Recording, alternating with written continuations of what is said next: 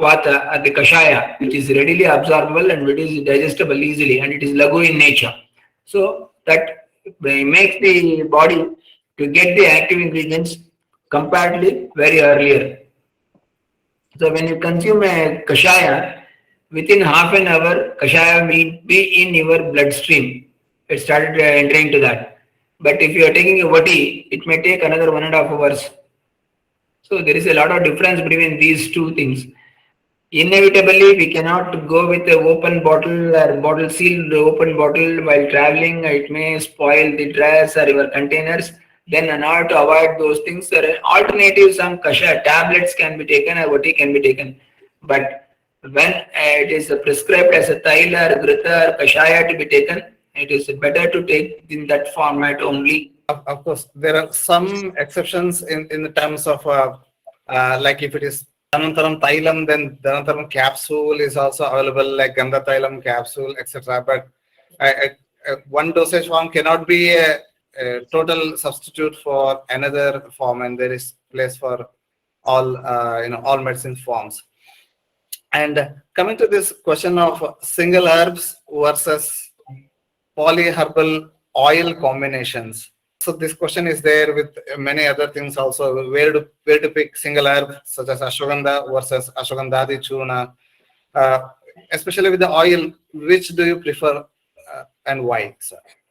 Definitely, a polyherbal combination has a better acceptance and better role to play in human body compared to single drugs, because each and every drug has its own phytoconstituents, and these active ingredients of phytoconstituents definitely has a definitive role to play in the body. And when they are combined together, definitely when they are subjected for paka or boiling or cooking, in those times there may be some drug-drug interaction, and a typical and new combination or a new plating of the or the bonding of the chemicals may take place, and that will give you definitely a different set of effects on the body. So it is better to take a polyherbal if it is prescribed as per the text or even as per the latest researches. So you can go for that. Is it okay to use essential oils or add a few drops of essential oil to the herbal oil that we have prepared at the end to improve the aroma? That can be done to improve the aroma. See, these are all something which is only a presentation. When you are making an ambience for the patient to get into the panchakarma, if a panchakarma room is not neat, and if the oil and water, if it is mixed for a long time, or even lipids and water mixed, then it becomes a rancid smell. It gives a very bad smell. And if the atmosphere is such a bad smell, then nobody will wish to come and have a panchakarma treatment there. So how you create an ambience by maintaining neatness to improve that certain essential oils or some flavors, the oil can be, a few drops can be added to your thing before going for the panchakarma or abhyanga or something like that, and that doesn't make any ill effect of that. So provided you are selecting once again a natural flavors like chandan or something like rose or even jasmine or even that is ushira, something like that. Even in the herbal oil preparation also there is this gandha dravyas which are added at the end, and usually kasturi or musk and chandana or sandalwood, ushira, these were made into a small, these are powders were taken, made into small pack, and they were added to the oil finally at the end and mixed, then it is taken away just to have the flavor. So that concept was there even in the ancient methods also.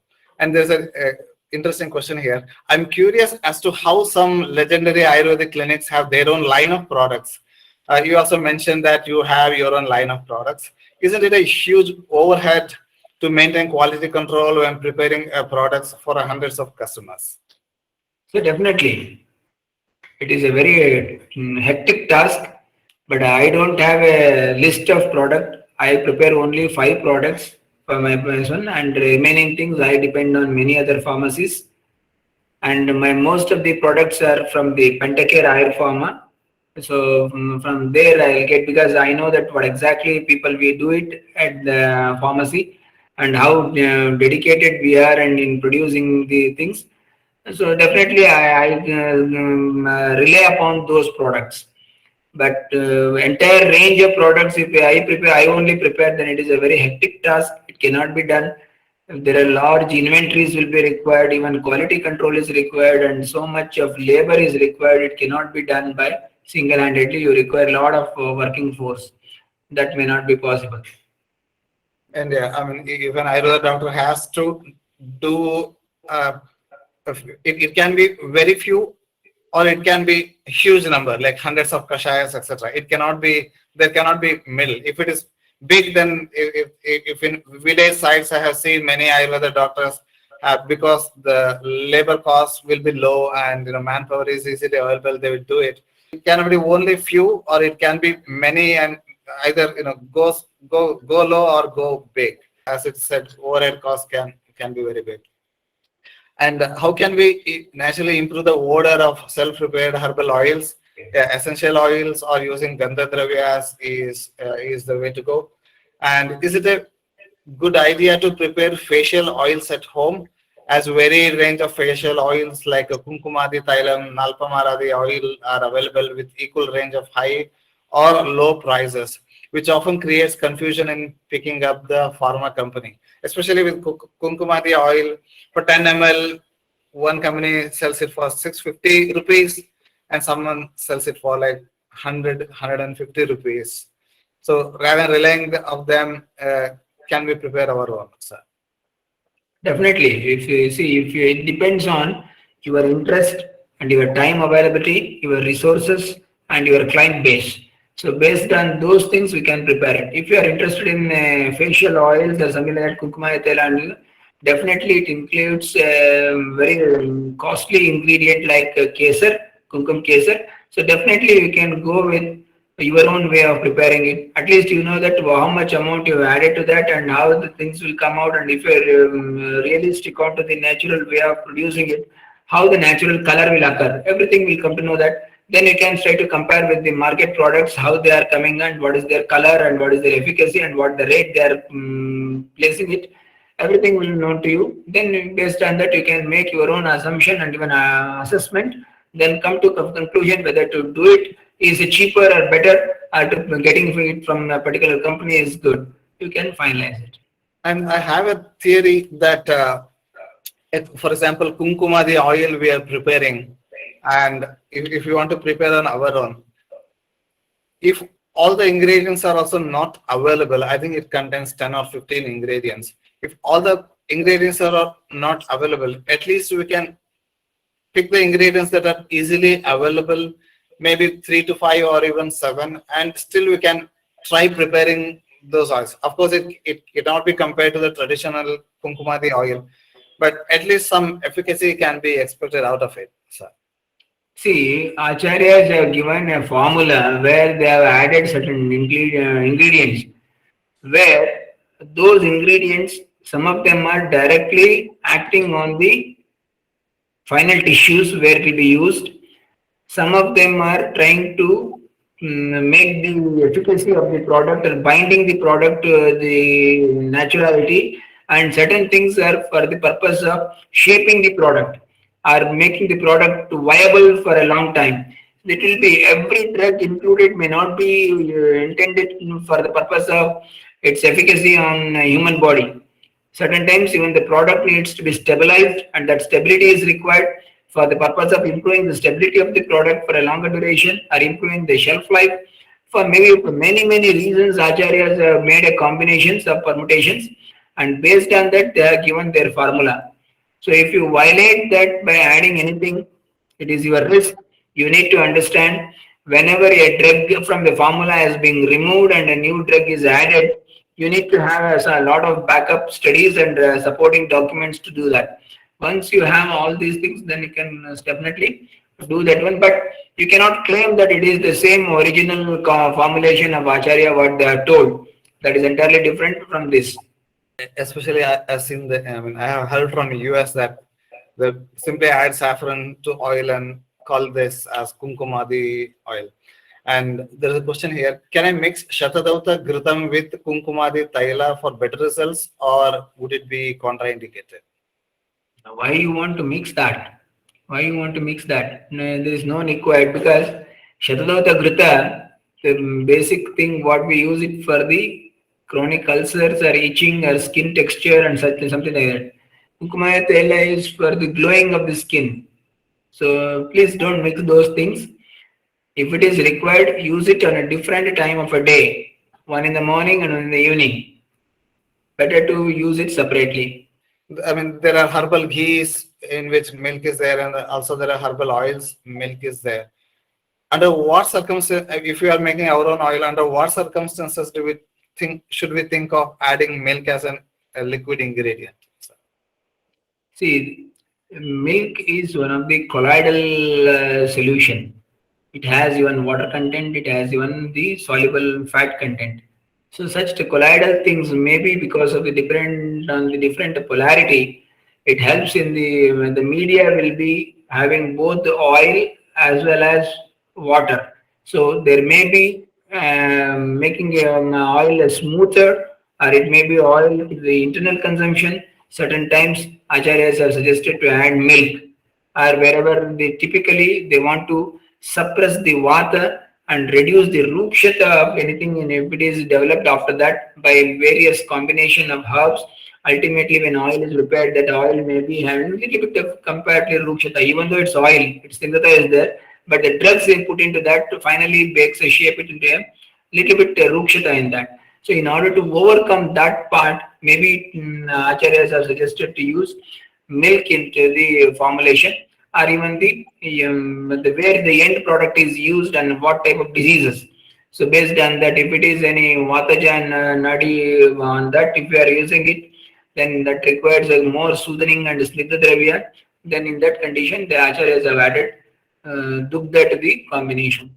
And there's a question here that for aging skin, facial abhyanga, which is better, Shardauta or Kunkumati? Shardauta Grita is not commonly recommended for like cosmetic purposes. It is used on the burns, excessive burning sensation. First of all, it's a very coolant, and when we prepare it, it almost is like buttery and it's very cold. Wherever there is burning sensation, so in those conditions, it is used. And Kunkumadi Taila is for improving skin glow, radiance, and also to treat acne and all.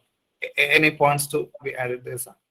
See, where typically we need to understand that acharyas have said this can be used in acne and all those things. Don't straight away use this one for every patient who comes with acne. If a patient comes to you with acne, has an oily skin, and if you use Kumkumari Taila, the condition will worsen further. So don't do that. First, try to analyze the patient's skin type, whether it is a dry skin, a normal skin, or an oily skin. Based on that, you can go for. If it is a normal skin and a dry skin, or a dry skin, then you can go for Kumkumaya Taila, but not in the oily skin. If it is oily skin, if you give Kumkumaya Taila or Hridota Grita, both will cause further pimples by blocking the pores. That will not be a good idea. And there is another question: is sunflower oil used in Ayurvedic herbal oil preparations? If yes, then in which conditions can it be used? In Ayurveda, whenever we say Taila, it is very clearly Sneha of Tila, means it is from the gingerly oil. Very clearly it is mentioned. So oil from the Tila or the sesame is the one which is considered as a Taila, important one. In general or in specific, maybe the specific name it may be Tila Taila or even Narikela Taila or something like that. Otherwise, generally when it is said Taila means it is preferably Tail from the Tila. There are occasions where we use coconut oil for the manufacturing of oils. That's why we regard as a keram, because there is a traditional practice of using coconut oil for the hair. So many cosmetic things are developed. Then in northern India, many hair oil or purpose will be used with the, or even skin oils will be used using as a base oil is mustard oil. because of natural our accustomity of those people. Otherwise, it is tilataina, coconut oil, and mustard oil. These three are used. We never seen people using sunflower oil or a palm oil for the production of Ayurveda oil. And there's another question here. If Kashaya versus its Kashaya tablet form or Kashayam Vati Quatam tablet, there are many names given to it. So, in terms of absorption, which is better, Kashayam tablet or the original Kashaya in liquid form? Kashaya in liquid form is the first one which is helped very fastly absorbed. When we are not in a position to go for the taste, palatability, and such issues, and even traveling time and all those things, cannot carry bottle and all liquids and all those things. In that situation, you can go for the Kashayam tablets. You can even dissolve the Kashayam tablets in water and then drink it to get at least a better result. Otherwise, no issues with the Kashayam tablets or Kashayams, but preferably Kashayams are best, followed by Kashayam tablets. There's a question here. Could you please tell about what skin type is okay to go for Eladi Tailam and Nalpamaradi Tailam for skin glow? So your input, sir. By the time I will pull down the indications for both. See, Nalpamaradi Taila is basically for a dry skin, where there is even what you call keratosis or something like psoriasis and something like that, or dryness is there, itching is there. In that conditions, Nalpamaradi Taila is used. And the another one oil, Eladi.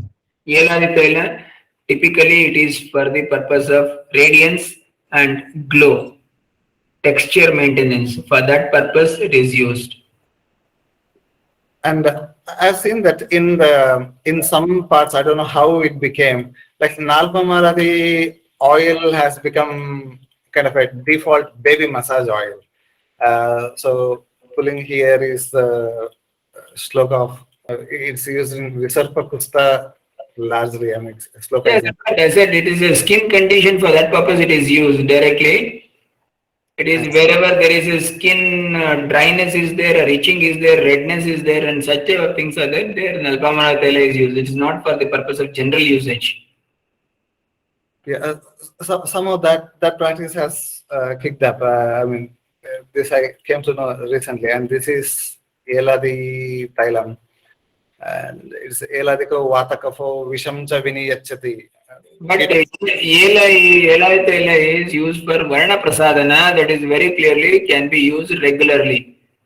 You can see there, Varna Prasadana, Kandu Pitaka Kotanashana. So all these things are there. Still, Varna Prasadana. For Varna Prasadana purpose, one can be using it regularly. It can be used. So yeah, we have a clear winner here that between Nalpamaradi and Eladi, if you're given a chance for daily use, especially for skin glow, etc., improvement, Eladi is. Eladi is better. And so there was a question very previously, which cooking oil is best? Universal oil. So, There is no such universal oil. People are accustomed to various types of oils, depend upon their locality and their availability. In coastal Karnataka and Kerala, the people use a lot of coconut oil, and in northern India, it is mustard oil, and rest of the other part of India, it is groundnut oil, and even in Tamil Nadu, they use it gingerly oil, something like that. And now, of course, on the roadside and everywhere, and the hotels and all those things, it's palm oil and sunflower oil. Whatever the oil is available, everything is being used. There is no such called which is best, which is. But very thing is, we also have in the market the rice bran oil, cotton seed oil, and kusumba taila. There's so many things oils are there. But to be clear, Taila means when a dhanya or a oil seed is being pressed without any heating, simply pressed, should yield an oil. Such thing is known as oil. So anything which gives you on cold press oil extraction, only those are considered as oil. So in that you will get coconut oil, tilataila, groundnut, and these are things will come. And these are the things which are oils to be accepted. and depending upon the availability and the locality where we live, and we are accustomed to certain type of oils from the very beginning. By eating those things only we are grown up, and depending upon such type of things we need to select. But otherwise, Acharya says which is the best oil. According to Acharya, it is Jinjili. Tila Taila is the best one. There is some misconception that sesame oil is used only for herbal oils and it is not for cooking and it is not meant for oral consumption. But it's not so, sir. Sesame oil can be. It is not true. It is not true. Many part of Tamil Nadu people they use it when cooking media. And away in the market, it is a edible grade tila taila, that is gingerly oil is available. Even I use the same edible oil gingerly taila for my hair oil for the proportion 3:1. I use in that one portion of tila taila. I take it from Tilnad. It is from the very edible grade of oil. Like while we were discussing regarding the varieties of grams like house gram, etc., green gram, etc., you guided us that probably have the main gram which your granny uses, and also it's okay or it's good habit to try a few other grams also, maybe once or twice a week. Similarly, is it a good idea that in the cooking oil also we have our grandmother's oil as the base oil and try different oils maybe once or twice a week so that our Agni is kind of accustomed to? Definitely. See, all those even trying with a mustard oil or a gingerly oil or even a groundnut oil or a coconut oil doesn't make you any bad effect on the body. Definitely, it will going to help you. But once in a while, but we are accustomed to one type of things. Basically, from where we are grown and from which places we belong to, we have our own traditions and for eating and understanding, and you're accustomed to that. So it is better that we need to go for a particular type of oils. But there are cold pressed virgin oils. They are comparatively costlier in the market. That we need to understand that. US for foods and also for many commodities they depend on foreign countries import, and there's a huge scarcity and shortage of baby formulas. And there are some pharma companies, baby formulas means around 3 to 6 months of infant's age by the time they start giving this baby formulas, and there is shortage of baby formulas now. And there are pharma companies in US who advise against breast milk. So if baby formula is not available, then what can be the best alternative, sir? See, first thing is mother's milk. Breast milk is the best thing for the child because it contains a lot of immunoglobulins, which will definitely protect the child in its life in the right way. There are due to some diseases or certain hormonal issues or some conditions, if there are difficulty in getting the breast milk, better to go with Ayurvedic Shatavari Guda, Shatavari containing granules, or Galactogog granules or something like that, or Shatavar eggs. There are many products in Ayurveda which definitely help you to produce more. And if it is really even with those things won't work, then you need to go for a formulas. And while preparing the formula, definitely it will not be equivalent to mother's breast milk. Probably we'll discuss this in the next class that going with step by step how we can introduce a solids from the liquids to solid and all. Is it not advisable to apply any kind of facial oil for oily skin persons, as it mostly ends up with acne after application? Maybe few drops of oil once in a while is fine, sir. No, it's oil, already oily face. Better to avoid oil, putting any oil onto that face. If you want to go for any massage or something like that on an oily skin, better wash the surface with the soap and something like that, clear it, then you go for it. Still, you have a chance of developing acne. Yes, sir. And from what age in the infant's life can I ask them to use homemade gruels with fruits and vegetables? Sir has already answered this in one of the previous classes. From 6 months onwards, slowly starting from fruits. Yes, from And 6 months onwards, it is Falaprashana. Then seventh, eighth month, slowly gruels can be added. And also like I've seen a few cases where they'll be giving feeding with breast milk and suddenly they start with solids.